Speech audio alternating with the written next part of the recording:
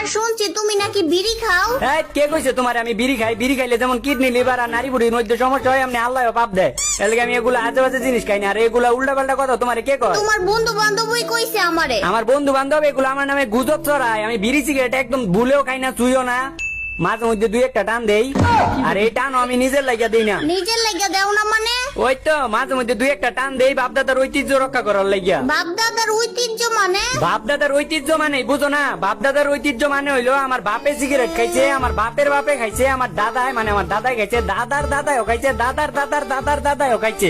মানে আমার পূর্বপুরুষেরা সবাই কম বেশি সিগারেট খাইছে। এখন যদি আমি এই সিগারেটটা যদি না খাই, দুই একটা টান না দেই, তাহলে আমার পূর্বপুরুষরা করে অপমান করা হইব না? তার লাগে আমার মধ্যে দুই একটা টান দেই আর কি।